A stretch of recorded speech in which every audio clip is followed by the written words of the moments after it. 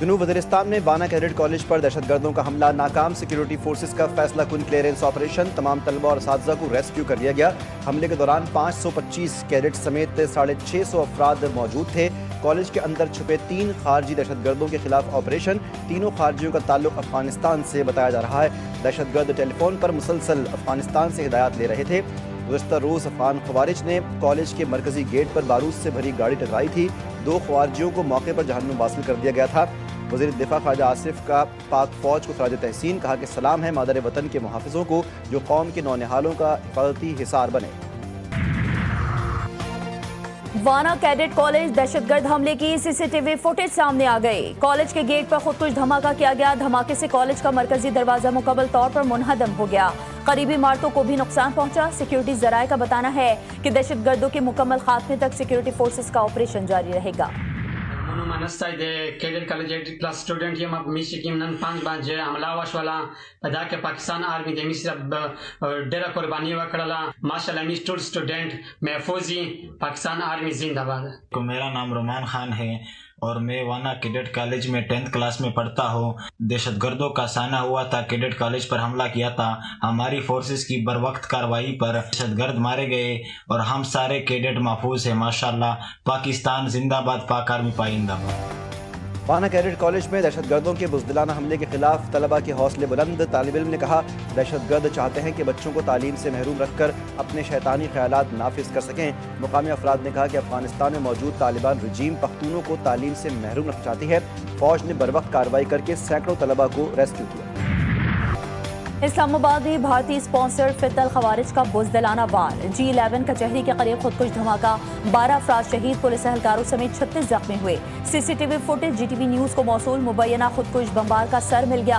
دھماکے کے بعد گاڑی میں آگ بھڑک اٹھی۔ دھماکے سے قریب کھڑی گاڑیوں اور موٹر سائیکلوں کو بھی نقصان پہنچا۔ ابتدائی معلومات کے مطابق خودکش حملہ آور نے ضلع کچہری میں داخل ہونے کی متعدد بار کوشش کی۔ ناکامی پر خودکش حملہ آور نے قریب کھڑی پولیس وین کے ساتھ ہی خود کو اڑایا۔ اسلام آباد بار ایسوسی ایشن کا کل اسلام آباد کی عدالتوں میں مکمل ہڑتال کا اعلان۔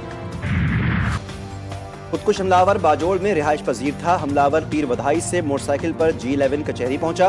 حملے کی ابتدائی رپورٹ تیار۔ خودکش حملہ آور نے چادر اوڑھ رکھی تھی۔ آئی جی اسلام آباد کے مطابق دھماکے میں 8 کلو گرام بارودی مواد اور بال بیرنگز استعمال کیے گئے۔ شواہد کے مطابق حملہ آور ایک ہی تھا۔ پہلے اس نے کچہری میں اندر جانے کی کوشش کرنے کا پلان کر رہا تھا، بیکاز وہ ویٹ کر رہا تھا کہ کس ٹائم جائے گا، اور اس کے بعد جب پولیس کی گاڑی آئی ہے تو اس نے یہ حملہ پولیس کی گاڑی پہ کیا۔ یہ اب ہم نے پہلی پرائرٹی میں ہم کوشش کر رہے ہیں کہ اس کو آئیڈینٹیفائی کریں وہ کون ہے۔ میں آپ کو شور کراتا ہوں کہ ہم اگلے چند گھنٹوں میں اس کو آئیڈینٹیفائی کر لیں گے۔ حملہ 12:39 پر ہوا۔ خودکش حملہ آور کچہری کے اندر جانے کا پلان کر رہا تھا۔ وزیر داخلہ محسن نقوی نے کہا حملہ آور نے موقع نہ ملنے پر پولیس وین پر حملہ کیا۔ کچہری میں داخل ہونے والے ہر شخص کی چیکنگ ہوتی ہے۔ صدر مملکت آصف زرداری وزیر اعظم کی اسلام آباد کچہری دھماکے کی مذمت، جاں بحق افراد کے لواحقین سے دلی ہمدردی اور تعزیت کا اظہار۔ وزیر اعظم نے کہا کہ مجھ سمیت پوری قوم کی تمام ہمدردیاں شہداء کے اہل خانہ کے ساتھ ہیں۔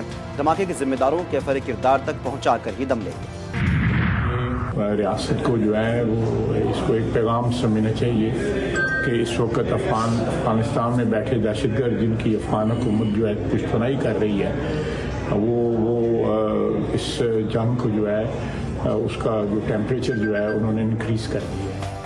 اندازہ تھا ہم پر دباؤ ڈالنے کے لیے ایسی کوئی حرکت کی جائے گی۔ دہشت گردی اب تک صرف سرحدی علاقوں تک محدود تھی۔ ریاست کو اسلام آباد میں دہشت گردی کا ایک پیغام سمجھنا چاہیے۔ وزیر دفاع خواجہ محمد آصف کہتے ہیں طالبان رجیم کی پشت پناہی سے دہشت گردوں نے ٹیمپریچر بڑھا دیا۔ پاکستان دہشت گردانہ کارروائیوں کا بھرپور جواب دے گا۔ اور جن کے نیٹ ورک کے حوالے سے یہی بات اب وثوق سے کہی جا رہی ہے کہ ان کے جو رابطے ہیں وہ افغانستان میں جا کے ملتے ہیں۔ پاکستان کے خلاف دشمن ممالک کا ایک گٹھ جوڑ بن گیا ہے۔ پاکستان کو پھر دہشت گردی کا نشانہ بنایا جا رہا ہے۔ صدر خیبر جرنلسٹ کاشف الدین کی جی ٹی وی نیوز سے گفتگو، کہا کہ وانا کیڈٹ کالج میں ہلاک دہشت گردوں کے موبائل فون ڈیٹا سے افغان ہینڈلر سے مسلسل رابطے کے شواہد ملے ہیں۔